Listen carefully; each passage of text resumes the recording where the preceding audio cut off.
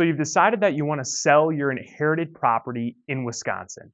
Hi, my name's Jack with Easy Cash Buyer, and today I'm going to walk you through the 4 things you must consider when selling inherited property.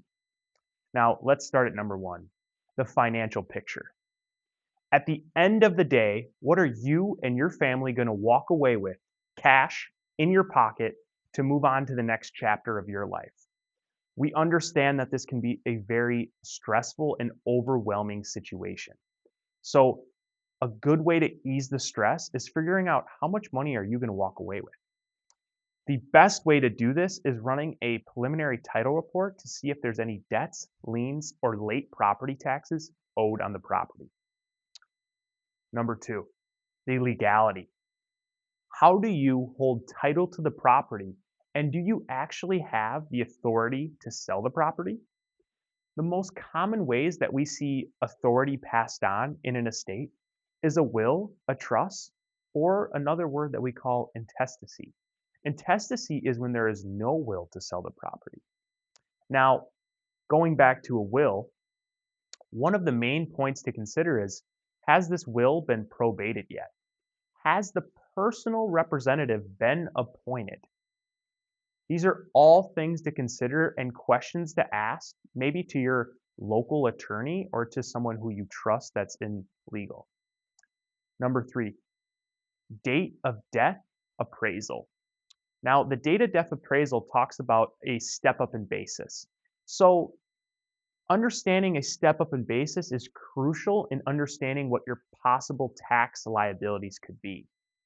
So, if your mom or your dad bought the property, 50 years ago for $10,000, and now the property's worth $200,000, you assume ownership and you say, wow, if I sell this property for $200,000, I have to pay $190,000 in taxes. Well, actually, that is incorrect. When you assume ownership, you get a step up in basis.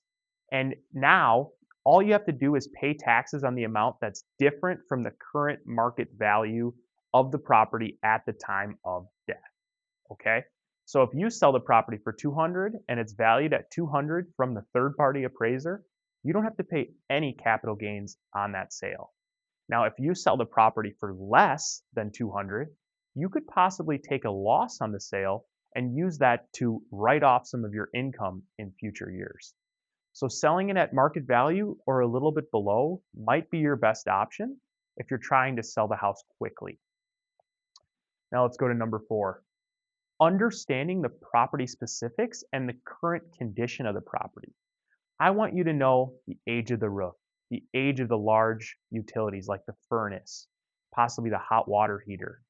What's the age of the siding, the age of the windows?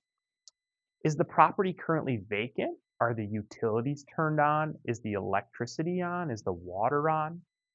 These are all things to consider and think about. Is my property safe and secure? Because when selling your property, the better the condition, typically the more money that you'll get for the property. Lastly, if this video was helpful and you are looking to sell your property fast, easy, no commissions, and get some certainty, get the certainty that you deserve, please call us at 715-303-SELL. That's 715-303-SELL. Or visit us at youreasycashbuyer.com. That's youreasycashbuyer.com. Thank you.